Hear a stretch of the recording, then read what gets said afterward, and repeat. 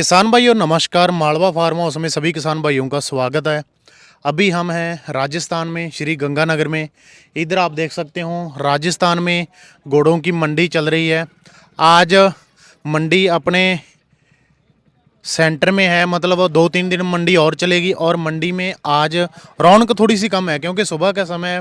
जैसे जैसे दोपहर बाद रौनक मंडी पे बढ़ती जाएगी। घोड़े हर रोज़ मंडी पे कवर करते रहते हैं।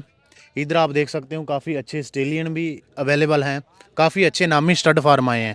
थोड़ा सा मंडी में रश कम है, क्योंकि पुष्कर मेला है। पुष्कर मेले के तुरंत बाद ये मंडी आ गई, इसीलिए मंडी में रश कम है। क्योंकि पुष्कर के घोड़ों की थकावट होती है तो फार्मर सीधा ले जाते हैं अपने फार्म पे कि घोड़े को रेस्ट भी ज़रूरी है। पुष्कर का सफ़र काफ़ी लंबा हो जाता है। यहाँ पे हम कवर कर रहे हैं GF ब्रीडर्स बकरियाँ। ये एक ब्रीड है। ब्रीड पे आजकल ट्रेंड काफ़ी चल रहा है। अलग अलग डेयरी फार्म खोले जा रहे हैं, स्टड फार्म ओपन हो रहे हैं, गॉड फार्म नए नए ओपन हो रहे हैं। गॉड फार्म की एक काफ़ी हमें अलग ब्रीड दिखाई दी है, उस ब्रीड के बारे में आपको बताएंगे। अगर आप इस लैंड में आना चाहते हैं तो कैसे एंट्री कर सकते हो, सारा कुछ जो किसान भाई हैं जो लोकल गंगानगर से हैं इनके साथ मुलाकात करके बताएंगे। इधर इनके घोड़े भी खड़े हैं, स्टेलियन भी खड़े हैं। स्टड फार्म का नाम करें साईं कृपा स्टेबल इनका फार्म है, लोकल गंगानगर से हैं। ये वीडियो कवर करेंगे हम गॉड की। उससे पहले जो किसान अपने पेज के साथ नहीं जुड़े, अपने पेज को फॉलो जरूर कर देना और चैनल को सब्सक्राइब जरूर कर देना। तो आइए इनके साथ बात करते हैं। भाई जी नमस्कार। नमस्कार सर। क्या नाम है जी अपना? नितिन बत्रा। जी नमस्कार जी। आप भी ठीक हो? लोकल गंगानगर से ही? जी लोकल गंगानगर से हैं। ठीक है।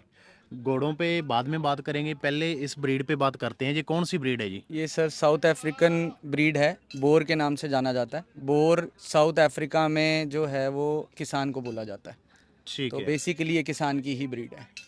तो आप कितने टाइम पे इस ब्रीड पे काम कर रहे हो?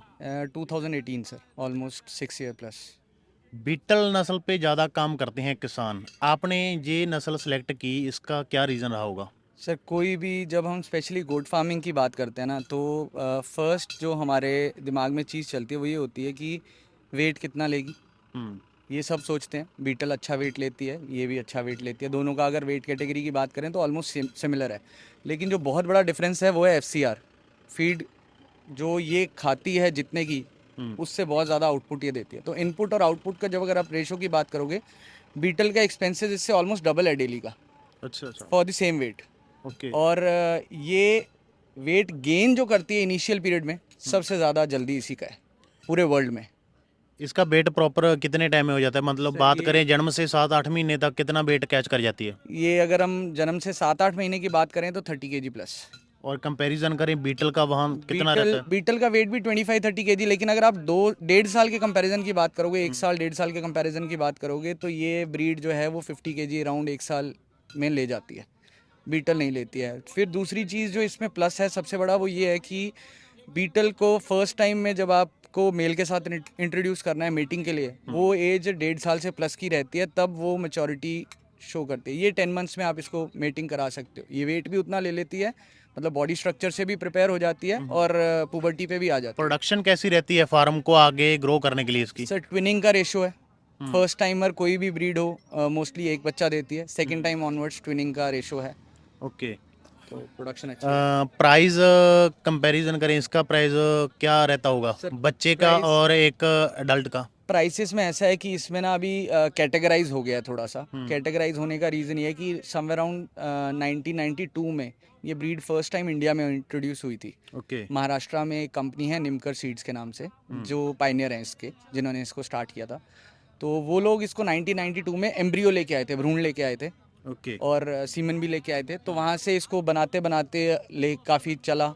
अभी ऑफ लेट क्या हुआ है, पिछले 7-8 साल में लोगों ने जो स्टड्स हैं वो सीधा साउथ अफ्रीका से मंगवा लिए हैं। तो अब उसमें इम्प्रूवमेंट आने लग गई है। तो प्राइसिंग वेरी करता है अलग अलग जेनेटिक्स। जैसे हम डॉग्स में भी देखते हैं, अगर इंपोर्ट डायरेक्ट है तो वो एक्सपेंसिव होंगे। अगर वो डायरेक्ट इंपोर्ट के बच्चे यहाँ की फीमेल के साथ हैं तो वो लेस एक्सपेंसिव होंगे। अगर वो यहीं पे मेल फीमेल दोनों हैं तो वो उससे भी कम एक्सपेंसिव होंगे। तो सेम वेज इन पे काम होता है। बट अगर बात करें एक अच्छी ब्रीड, जैसे आप ये देख रहे हो, ये अच्छी ब्रीड अगर मैं बीटल से कंपेयर करूँ, अगर बीटल में आप उसकी क्वालिटीज़ के हिसाब से अच्छी ब्रीड लोगे तो ऑलमोस्ट सेम प्राइस पे आपको मिलेगी। ये कितने परसेंट प्योर कहते हो आप इसे? ये 100 में से? 90%। तो इसका मान लो ये कोई फीमेल खड़ी है, ये फीमेल सी है हाँ, सारी चार ही चारों फीमेल female सी हैं, है, हाँ जी। इसका प्राइस और उम्र कितनी होगी? सर ये तो अभी 1 ईयर से कम है, अदंत पे ही है। ये इन्होंने दांत लगा लिए हैं, वो लगभग 2 ईयर्स की है, ये 1.5 साल के आसपास होंगी। ये 1.5 साल के हाँ, आसपास में 1.5-2 इसका के कॉस्ट आसपास क्या होगी। करेगा अगर किसी ने खरीदनी है सर तो? एक्चुअली क्या है कि कोई भी फार्मर हम्म। बड़ी फीमेल्स डायरेक्टली ना खरीदे, हम ये बोलते हैं हमेशा। ओके। आप 7-8 महीने की फीमेल लाओ, 2 महीने काम करो, उसको क्रॉस कराओ, क्योंकि बड़ी फीमेल आपको एक्सपेंसिव मिलेगी। बहुत ऑब्वियस सी बात है कि अगर अभी एक फीमेल मैं उसको मैच्योर कर चुका हूँ और वो 2 बच्चों पे आ चुकी है, तो मैं उसके एक्स्ट्रा चार्जेस लेना चाहूँगा। तो बेटर होता है कि आप 7-8 महीने का बच्चा लो, उसको तैयार करो।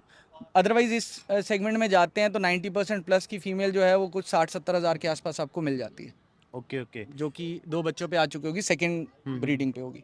तो आपके पास एक मैंने पीछे वीडियो देखी थी, मेरे को इसके बारे में कंफर्म नहीं है, एआई, जी एआई इनमें होती है? होती है सर, लेकिन वही है कि अभी सीमेन की अवेलेबिलिटी अगर आप कहोगे अच्छे बुल्स की, तो अवेलेबल नहीं है, क्योंकि एआई कामयाब कामयाब कहाँ कामयाब तक है इनके? बकरियों में सर 50% का रिजल्ट आता है 50 का? एआई का। हाँ जी।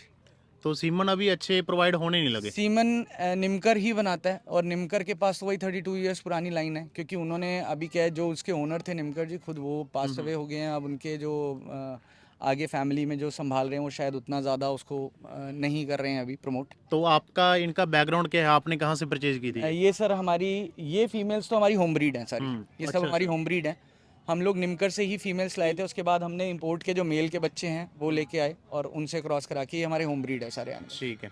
अगर किसी ने नया फार्म करना हो, उसको कोई सजेशन चाहिए हो ये, क्योंकि गॉड फार्म का अभी ट्रेंड काफ़ी चल रहा है, हर कोई चाहता है, नौकरी वगैरह यहाँ पे है नहीं, जी कोई चाहता है कि खुद का फार्म कर लें, एग्जैक्टली। तो उसको कहाँ तक सपोर्ट करते हो? आपका कोई पैकेज वगैरह है या कोई लोकल सपोर्ट?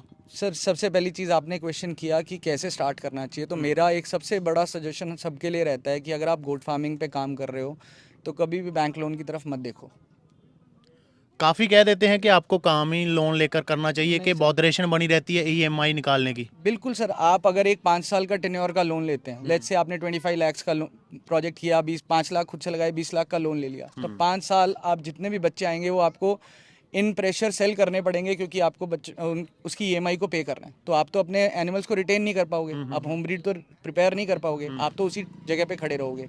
तो जो आपको अर्निंग तो दिख रही है बैलेंस शीट में, आपके पास आ रहा है कि मैंने अर्न किया, रेवेन्यू जनरेट हो रहा है, लेकिन प्रॉफिट जनरेट नहीं हो रहा है, क्योंकि हम सारे पैसे तो वापस दे रहे हैं। तो बेटर है कि आप 5 लाख से बिजनेस स्टार्ट करो, और 5 साल में आई एम श्योर कि आपके पास 25 लाख से ज़्यादा एनिमल्स आपके घर पे होंगे। प्रेशर नहीं होता ना, वो सबसे ज़्यादा okay okay okay. Free pressure होकर आप काम करोगे तो बढ़िया तरह से रिस्पांस भी आएगा, और अपने बच्चों को अच्छी तरह तैयार करते हो। जैसे हमारे बच्चे हैं, हमें इसको सेल आउट नहीं करना, हम बड़ी तरह तैयार कर रहे हैं। जिसको सेल आउट करना है तो वो 5-6 महीने में सेल आउट कर देगा। जो बच्चे का स्ट्रक्चर दिखना चाहिए वो कभी नहीं दिखता। मेन तो ये होता है ना, आप कहते हो कि बच्चा ये कमज़ोर है, वो है, क्यों तैयार नहीं होता इतने एज में। तैयार होने के लिए वो साल, उसको कम से कम टाइम चाहिए सब जाके।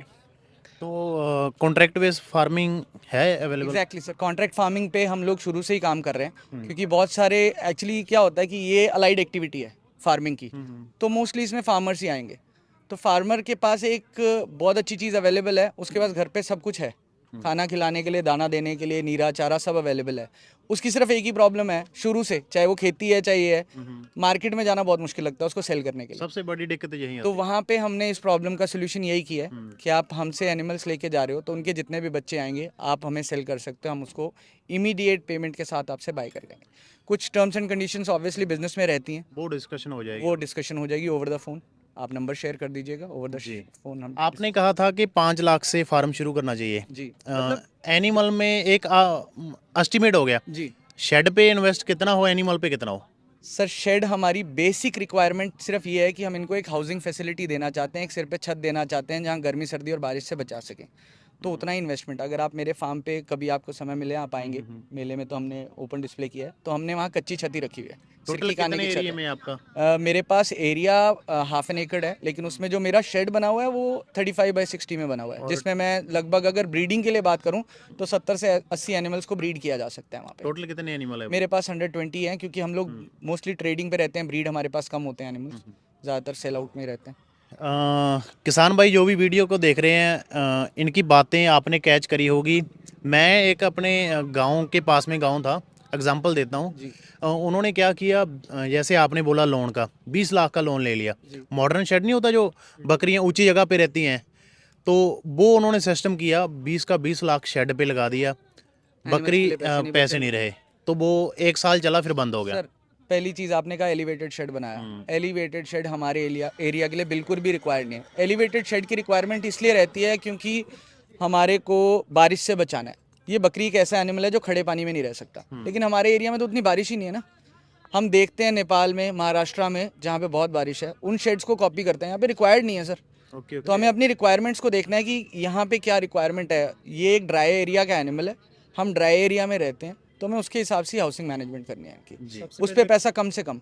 सबसे पहले होता है कि अपने बकरी लाओ, उनको खिलाओ पिलाओ और उनको अच्छी तरह हेल्थ केयर करो, ना कि और कोई स्ट्रक्चर कॉस्ट करनी है। देखो एक फार्मर है, उसके पास लिमिटेड अमाउंट होती है, तो वो अमाउंट कहाँ यूज़ करना है। पहले से ये सबसे पहले एनिमल पर करो, और जितने एनिमल लेने हैं उनका 1.5 साल का बजट अपने पास हमेशा रखना चाहिए खाने पीने का। कई लोग क्या करते हैं, जैसे एनिमल लिए, बजट उनके पास है नहीं, वो सोचते हैं हम किसी से ले लेंगे, कैसे कर लेंगे, वो नहीं अरेंजमेंट होता कभी भी। इसलिए जितना अमाउंट आपको सिलेक्ट करना होता है, मान लो आप लाख रुपये 2 लाख जितने भी लगाना, 5 लाख लगाओ, तो उसमें से जितना अमाउंट पहले एनिमल का फिक्स निकाल दो कि ये मेरा फीडिंग का अमाउंट है, ये मेडिसिन है, ये फीडिंग है। उसके बाद में जो अमाउंट उसको परचेज करो। और कोशिश है, जो फार्मर है जो उसके पास हमेशा कहीं ना कहीं अपने घर पे इतनी स्ट्रक्चर होता है छोटा, तो वो वहाँ पे अरेंज कर सकता है। हमने स्टार्ट किया था जब, तब हमने सिर्फ बकरियों की एक छत प्रोवाइड की थी और नॉर्मल किया था। उसके बाद में हमने जैसे जैसे इनसे अर्निंग आने लगी, स्ट्रक्चर बढ़ने लगे हमारा, उसके बाद में हम कर रहे हैं। ठीक है ना, structure will not give you money. Structure से पैसा वापस नहीं आएगा। पैसा तो यही कमा के देंगे जब ये बच्चे पैदा करेंगे। जी, फिर कॉम्बिनेशन कैसे किया, एक तरफ सर एनिमल घोड़े और एक तरफ मेरे पास डॉग्स भी हैं, रैबिट्स भी हैं, डक्स भी हैं, इग्वानाज हैं। तो ये चीज़ें हैं जो अगर आपको अच्छा लगता है नेचर, आपको जानवर अच्छे लगते हैं, तो आप अट्रैक्ट होते जाओगे। और घोड़ा तो ऐसा एनिमल है जो मेरे को लगता है किसी भी मेल को तो अट्रैक्ट करता ही है। हॉर्स पावर से हर आदमी को प्यार है। वो कार्स हैं, बाइक्स हैं, घोड़े हैं, वो हर मेल में तो हार्मोन्स है ना, अच्छे लगते हैं। अच्छे लगने हैं। तो हाँ, बिल्कुल अपना कॉन्टैक्ट नंबर शेयर कर दो अगर किसी को डीपली जानकारी चाहिए तो। 9649669966। मेरा नाम नितिन बत्रा है। ये राकेश गुदारा जी हैं, वेटरनेरियन है, इनका भी नंबर कर दो शेयर। 95 30 20 81 95। जी जी तो अच्छा लगा बात करके जी। ठीक है जी, शुक्रिया समय देने के लिए। Most welcome sir. तो किसान भाइयों, ब्रीड के बारे में जितना वीडियो में कवर कर सकते थे हमने उतना किया। ज़्यादा अगर आपने फार्म शुरू करना है या कोई और जानकारी चाहिए इस ब्रीड के बारे में, तो कॉन्टैक्ट नंबर आपके साथ शेयर कर दिया। बाकी वहाँ पे भी कॉन्टैक्ट नंबर लिखे हुए हैं, वहाँ से आप पिक करके इनके साथ कॉन्टैक्ट कर सकते हो। अगर वीडियो अच्छा लगा लाइक और शेयर ज़रूर कर देना। धन्यवाद।